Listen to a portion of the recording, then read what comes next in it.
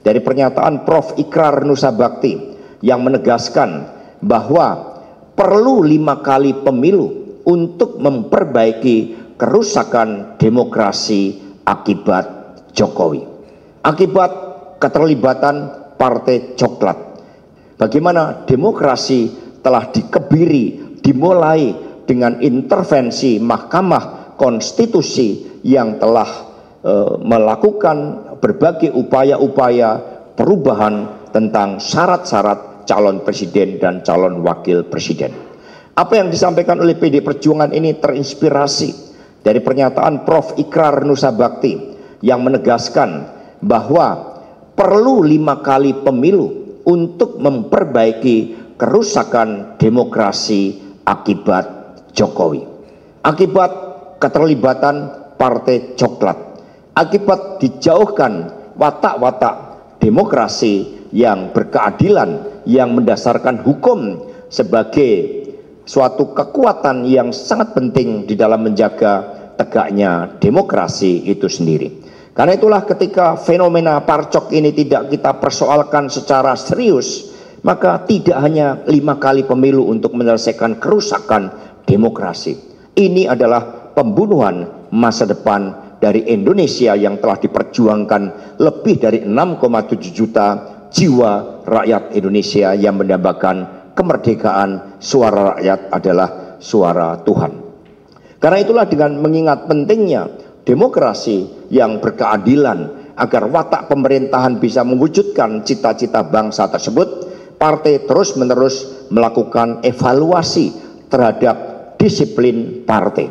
Kepada seluruh jajaran DPD dan DPC untuk melakukan evaluasi, siapapun yang melanggar disiplin partai akan kita kenakan sanksi organisasi, sehingga dalam rangka Kongres 2025 yang akan datang, PD Perjuangan dapat melakukan konsolidasi ideologi dan organisasi sehingga tersaringlah kader-kader partai yang militan, kader-kader partai yang menegakkan kebenaran, kader-kader partai yang tidak pernah takut di dalam menghadapi berbagai bentuk intimidasi. Karena itulah setelah ini kita adakan rapat tertutup untuk melihat bagaimana ketidakdisiplinan dari seluruh kader-kader partai di dalam pelaksanaan pilkada serentak yang nantinya partai akan memberikan sanksi yang begitu tegas. DPP sudah menerima masukan, setidaknya sudah ada 27 orang yang akan dikenakan sanksi pemecatan. Nah, untuk itu selanjutnya kepada Pak Ahmad Basarah dipersilakan untuk memberikan tambahan. Silakan. Terima kasih Pak Sekjen. Assalamualaikum warahmatullahi wabarakatuh.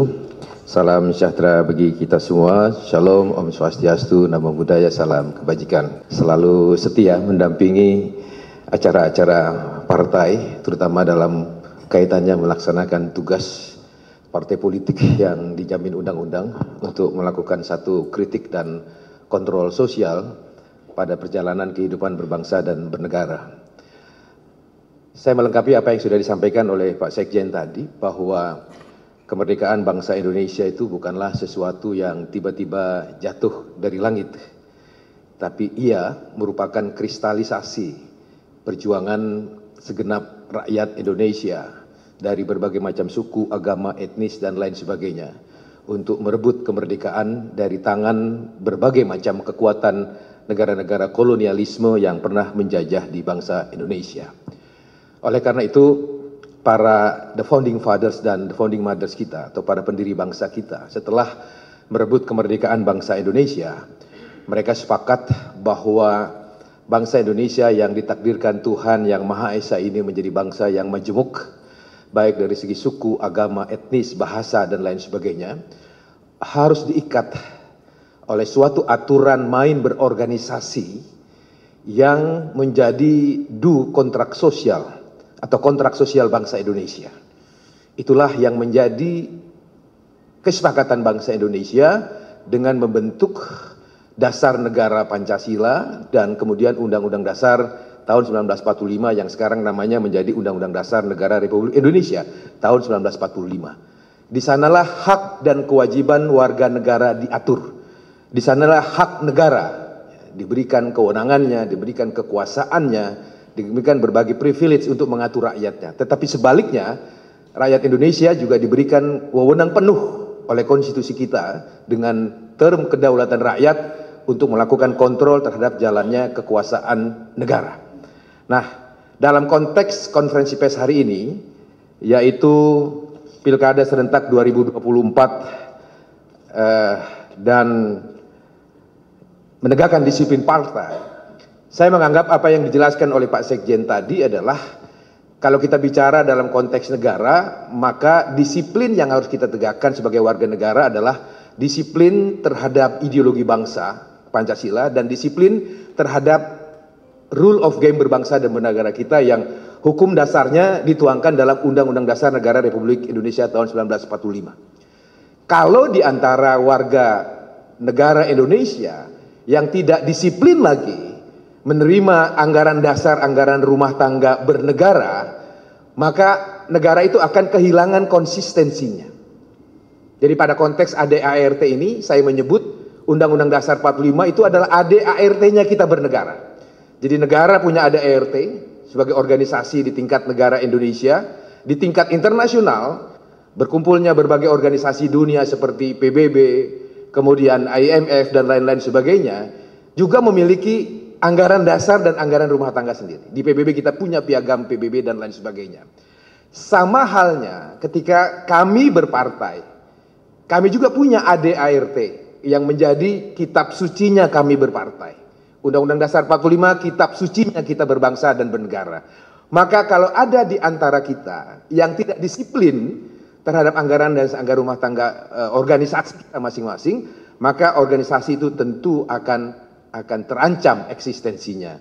Dalam kaitan ini menambahkan pesan Pak Sekjen tadi bahwa pesan moral kami sebagai social control, kekuatan kontrol sosial dan sekaligus kontrol politik kepada perjalanan berbangsa dan bernegara kita, kritik kita terhadap lembaga-lembaga pemerintahan dalam hal ini di bawah pemerintahan negara Republik Indonesia, termasuk apa yang disebut oleh Pak Sekjen sebagai partai coklat, harusnya juga berpegang teguh pada ADART lembaga dan organisasi masing-masing.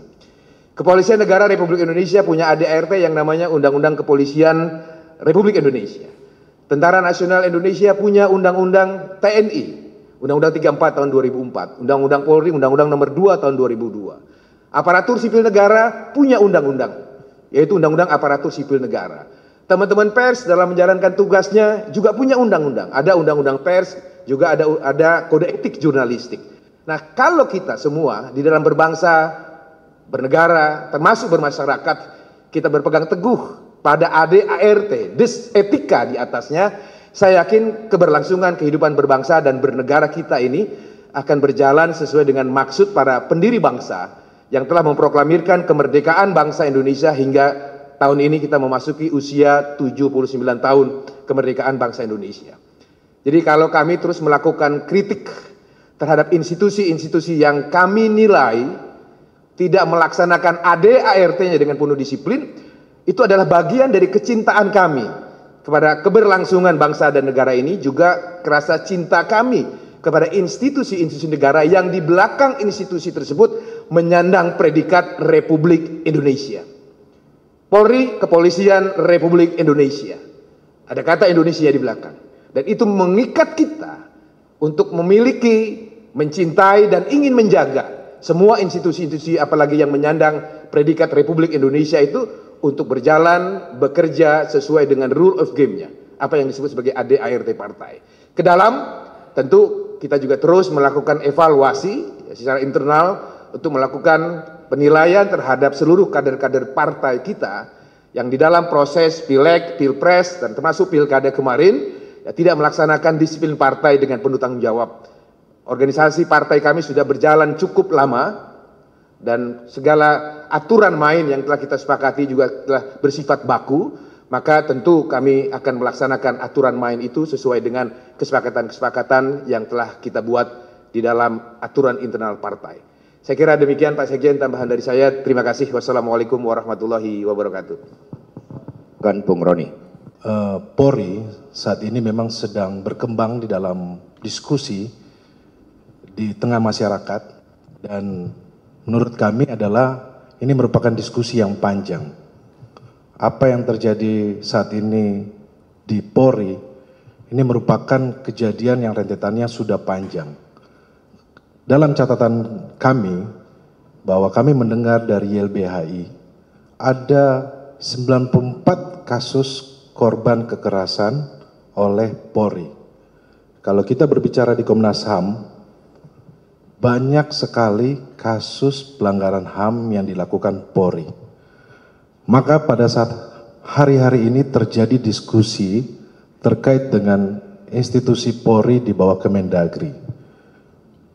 Dalam diskusi yang terjadi yang sebelumnya pada tahun 2001-2022, Gubernur Lemhanas Agus Wijoyo mengusulkan agar dibentuk Dewan Keamanan Nasional dan Dewan Keamanan Dalam Negeri.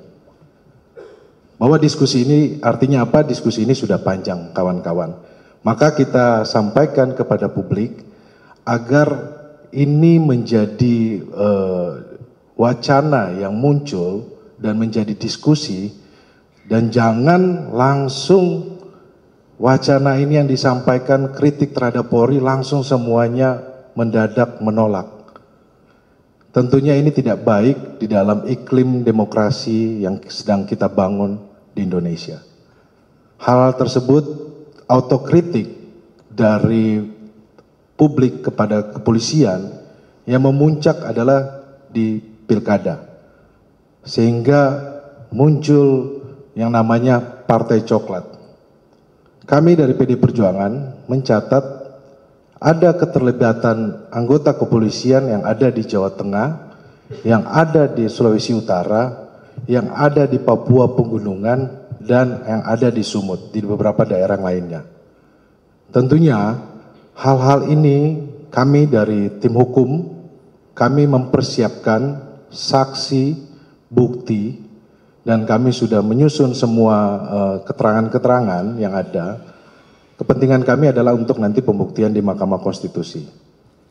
Jadi diskusi terkait dengan keterlibatan dari kepolisian, ASN, kepala desa, dan PJ, kami dari tim hukum PD Perjuangan sudah mengumpulkan bukti-bukti tersebut. Jadi terlalu dini kalau ada yang menyampaikan ini tidak benar, ini hoax. Menurut kami punya bukti yang cukup dan itu akan nanti kita buktikan nantinya di Mahkamah Konstitusi. Dan yang kedua, kami dari tim hukum tentunya dari segenap struktur partai, kemudian dari tim hukum, saksi sedang merapikan temuan-temuan kami. Nanti kami sedang bekerja menyusun hal tersebut, dan pada saatnya nanti setelah tanggal 15 penetapan 3 hari diberikan, kami akan segera mendaftarkan di Mahkamah Konstitusi. Mungkin itu saja dari keterangan dari saya. Terima kasih Pak Sekjen.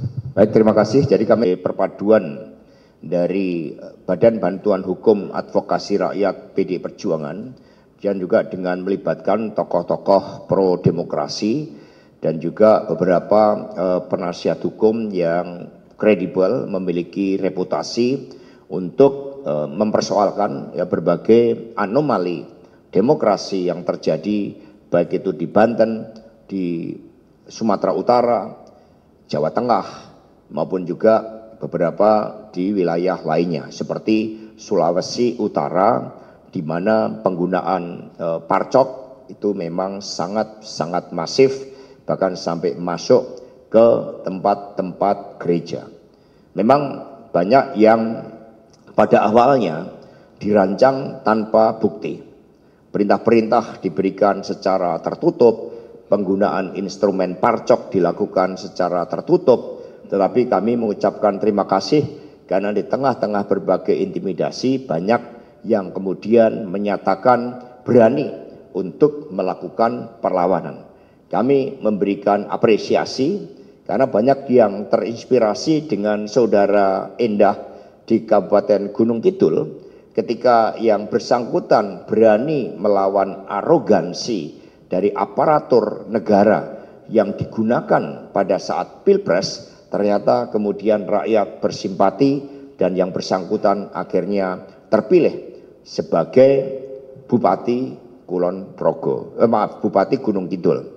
Demikian pula Saudara Masinton tadi dari Tapanuli Tengah juga sudah melaporkan kepada DPP telah terpilih justru dengan rekam jejak yang sangat kritis terhadap pemerintahan Jokowi saat itu. Saudara Masinton mendapatkan bonus elektoral sehingga akhirnya dipilih sebagai bupati di Kabupaten Tapanuli Tengah. Dan begitu banyak cerita-cerita yang membangkitkan suatu semangat bahwa kebenaran pasti akan menang. Ketika PD Perjuangan mempersoalkan terkait dengan reposisi Polri sebagai suatu wacana kritis yang diberikan kepada PD Perjuangan sebagai aspirasi dari rakyat, aspirasi dari tokoh-tokoh pro demokrasi, apa yang dilakukan oleh PD Perjuangan tetap berada pada koridor-koridor konstitusi. Kami sangat menghormati Polri Merah Putih yang berjuang bagi tegaknya hukum di negeri yang seharusnya sangat demokratis ini. Tetapi di dalam praktek melalui Pilpres 2024 dan Pilkada 2024 yang baru saja selesai, ternyata banyak instrumen-instrumen parcok yang digunakan sebagai alat kekuasaan. Maka kami mengajak kepada seluruh masyarakat Indonesia, mari kita selamatkan demokrasi. Agar apa yang disampaikan oleh Prof. Ikrar Nusa Bakti untuk memulihkan demokrasi yang rusak akibat Jokowi, tidak lagi diperlukan 5 kali pemilu, itu bisa kita percepat apabila rakyat juga berani untuk menegakkan kebenaran di dalam mengungkapkan penyalahgunaan kekuasaan dari alat-alat negara dan sumber-sumber daya negara tersebut. Terima kasih, dan selanjutnya kepada rekan-rekan pers kami berikan kesempatan untuk tanya jawab. Silakan. Tolong Pak.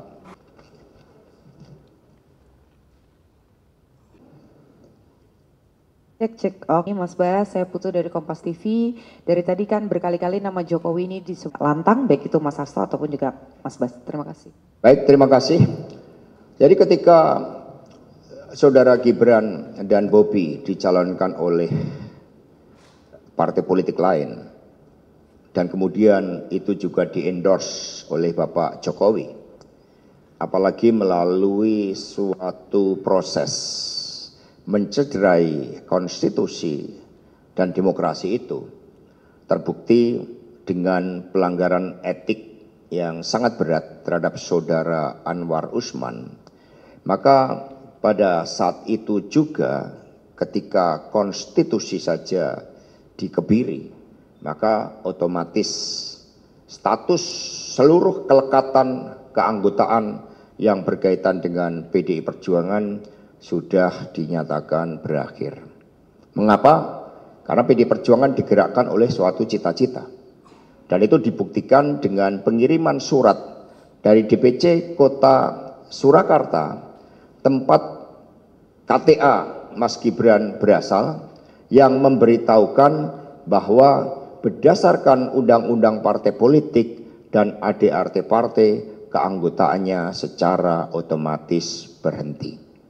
Nah, sehingga di dalam tradisi membangun kehidupan berbangsa dan bernegara yang baik, ketika seseorang telah melupakan suatu ide, gagasan, cita-cita kolektif yang membentuknya, dan kemudian membangun suatu rejim kekuasaan dengan segala cara, bahkan masyarakat Sumatera Utara bisa merasakan bagaimana ketika Saudara Bobi Nasution itu dipaksakan untuk menjadi calon gubernur, dan proses pemilihan menjadi gubernur itu juga melalui pengerahan aparatur negara, sumber-sumber daya negara, dan suatu kontestasi yang sangat tidak fair yang ditunjukkan oleh ketidakadilan yang terjadi kepada Bapak Edi Rahmayadi. Maka di situ semua menjadi bukti-bukti pengingkaran terhadap konstitusi dan demokrasi itu sendiri. Ketika seseorang sudah berkhianat terhadap konstitusi, sudah berkhianat terhadap demokrasi, dan juga menyalahgunakan hukum, maka sanksi dari rakyat itulah yang dibebankan kepada mereka-mereka yang secara sengaja telah merusak demokrasi itu sendiri. Sehingga saudara-saudara sekalian, keanggotaan PD Perjuangan bukanlah semata-mata pada ada atau tidaknya KTA, tetapi pada komitmen di dalam membangun peradaban kehidupan berbangsa dan bernegara yang baik. PD Perjuangan percaya pada nilai-nilai Satyam Eva Jayate, sehingga mereka yang menanam angin akan menuai padi. Itulah yang kita yakini sebagai suatu bangsa, karena di dalam sejarah peradaban umat manusia tidak ada kekuasaan otoriter sekuat apapun mampu bertahan kecuali mereka-mereka akhirnya menjadi sisi-sisi gelap dalam sejarah. Ini sebagai contoh bagaimana mereka-mereka yang pada masanya itu dikenal sebagai sosok pemimpin yang begitu kuat, tidak terkalahkan, tetapi akhirnya sejarah mencatat bagaimana mereka menjadi sampah dari sejarah itu. Demikian dari kami, terima kasih. Next. Baik, terima kasih. Saya tegaskan kembali, Bapak Jokowi dan keluarga sudah tidak lagi menjadi bagian dari PDI Perjuangan karena cita-cita partai yang diperjuangkan sejak pada masa Bung Karno, sejak PNI ketika kita membangun Republik ini sudah tidak lagi sejalan di dalam kebijakan dan praktek-praktek politiknya. Sehingga itulah yang terjadi, dan kemudian kita melihat bagaimana ambisi kekuasaan ternyata juga tidak pernah berhenti. Maka di dalam proses ini yang dilakukan oleh PD Perjuangan, kita tidak akan pernah kehilangan dari gagasan-gagasan ideal bahwa dari seorang rakyat biasa bisa berproses menjadi seorang pemimpin. Semuanya tentu menjadi pelajaran yang sangat berharga, dan kemudian bagaimana rapat kerja nasional yang kelima kami juga telah menyampaikan permintaan maaf kepada rakyat Indonesia tentang seorang pemimpin yang karena kekuasaannya kemudian bisa berubah dan melupakan cita-cita yang membentuknya. Terima kasih. Next. Gugatan ke Mahkamah Konstitusi nanti akan dilakukan sesuai dengan tingkatan. Ada yang kabupaten kota, kemudian ada yang tingkat provinsi. Ya, sejak awal bagaimana di dalam wawancara saya dengan Akbar Faisal, di situ kan ditegaskan bagaimana tekanan yang ditujukan kepada saya agar tidak campur tangan terhadap pilkada di Sumatera Utara, di Jateng, di Jatim, kemudian Jogja, beberapa wilayah Jogja, karena semua sudah diatur dan akhirnya itu kan terbukti terjadi. Nah, karena itulah partai terus mengumpulkan bukti-bukti meskipun sejak awal berbagai operasi-operasi khusus dengan melibatkan Parcok memang dirancang tanpa bukti. Tetapi yang kami yakini adalah ketika seseorang melakukan suatu tindakan dan tidak mau mengakui tindakan tersebut, maka salah satu solusi yang ditawarkan para psikolog adalah uji kebohongan. Nah, itu harusnya para pemimpin negeri ini yang ternyata terbukti secara empiris di lapangan, fakta-fakta di lapangan menjadi penggerak dari Parcok, itu sebaiknya juga bersedia menerima tantangan dari para psikolog untuk bersedia mengikuti tes kebohongan, karena ini kaitannya dengan masa depan negeri ini. Bayangkan 6,7 juta jiwa rakyat dikorbankan untuk cita-cita kemerdekaan negeri ini. Kita tidak boleh sia-siakan pengorbanan mereka. Next. Berikan dorongan kepada Saudara Julius untuk tidak pernah berhenti, karena setiap anggota DPR punya kebebasan untuk bersuara, kebebasan dan juga dilindungi hak imunitas. Sehingga apa yang terjadi di MKD juga menunjukkan bagaimana hegemoni kekuasaan itu bekerja, sehingga anggota DPR pun itu sampai diberikan sanksi teguran oleh MKD yang seharusnya memberikan perlindungan bagi setiap anggota DPR RI apapun fraksinya untuk menyuarakan kebenaran. Jadi kami akan memberikan advokasi. Bahkan kalau perlu itu sidang itu juga harus dibuat terbuka supaya masyarakat bisa memahami. Next. Teman-teman semuanya, penyalahgunaan aparatur negara untuk tujuan pemilu merupakan bagian dari kejahatan demokrasi.